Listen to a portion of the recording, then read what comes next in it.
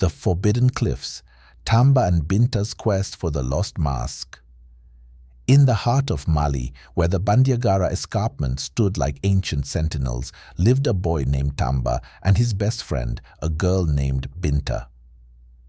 They were inseparable, bound by shared dreams and a fierce loyalty to their Dogon village. The villagers were renowned for their artistry and deep knowledge of the stars, but their wisdom couldn't save them from the relentless drought that threatened their survival.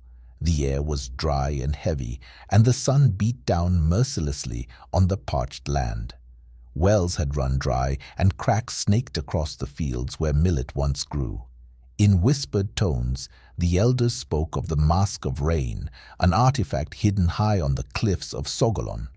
Legend said it had the power to summon rain when used by those with selfless hearts, but the cliffs were perilous, and no one had dared to climb them in years.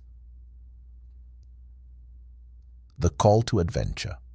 One evening, as the village gathered under the ancient baobab tree, the elders debated their options. "Our crops are dying," said the chief, his voice tinged with desperation. "Without rain, we will lose everything." The village elder, a stooped woman named Nana Diara, shook her head.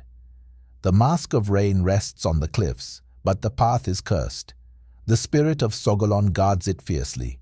No one who has climbed those cliffs has returned." Tamba, crouched behind the tree with Binta, clenched his fists. "Binta, we can't just sit here while everyone suffers," he whispered. "We have to try." Binta's brow furrowed as she glanced at him. "Tamba, do you even hear yourself? The cliffs are dangerous. What if we fall? What if the spirit truly is guarding the mask?"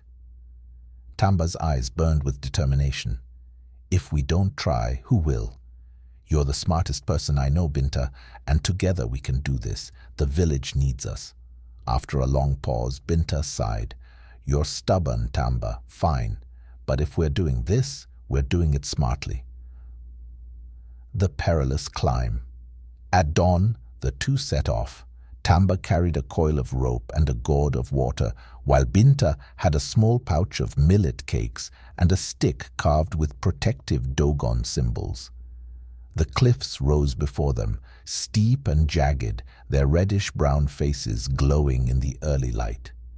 "Why does it feel like the cliffs are staring at us?" Binta murmured, gazing up at their daunting challenge. "Because they probably are," Tamba said, grinning to mask his nerves. "But we'll stare right back." As they climbed, the path narrowed. Sharp winds whistled through the rocks, and loose gravel crumbled beneath their feet. They paused to catch their breath, leaning against a ledge marked with ancient carvings. "These are Dogon star symbols," Binta said, tracing the patterns with her finger. "The ancestors used them to guide us. Maybe they're guiding us now." Tamba nodded, his confidence renewed. "Then let's keep moving." A sudden rock slide sent stones tumbling down the cliffside. Tamba grabbed Binta's hand and pulled her to safety. "Are you okay?" he asked, his voice tight with fear. Binta exhaled shakily. "I'm fine, but we need to be more careful. These cliffs aren't going to make this easy." The Mask on the Summit. Hours later, they reached the summit. The wind howled fiercely, tugging at their clothes and threatening to knock them off balance. Before them stood a narrow ledge jutting into the sky, and on it, an ancient stone altar held the Mask of Rain. The mask was breathtaking, intricately carved with spirals and celestial symbols. It shimmered as if touched by light from another world. Tamba stepped forward, but Binta grabbed his arm. "Wait," she said. "Look at the ledge. It's unstable. One wrong move, and you could fall." Tamba hesitated, then nodded. "We'll do it together." As they inched toward the altar, the wind grew fiercer, and a deep, resonant voice filled the air. "Who dares disturb the sacred cliffs of Sogolon?" The voice echoed around them, and Tamba and Binta froze. "It's the spirit," Binta whispered, her voice trembling.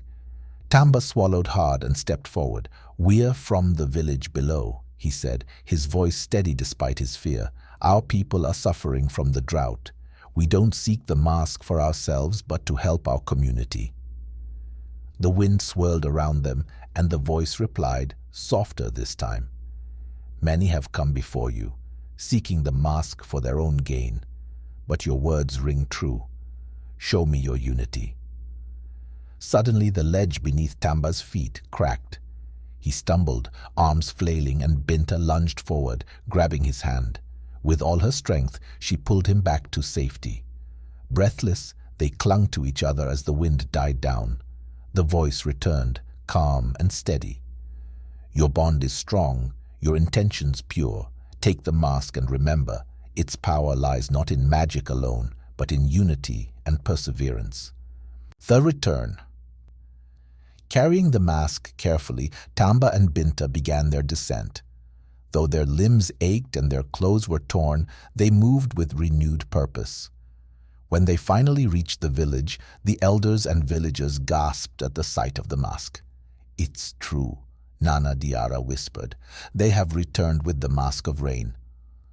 Tamba lifted the mask toward the sky, and dark clouds began to gather. A soft rumble of thunder echoed, and rain fell gently, soaking the parched earth. The villagers erupted into cheers, their joy spilling over like the rain that now nourished their fields. Tamba raised his hand for silence.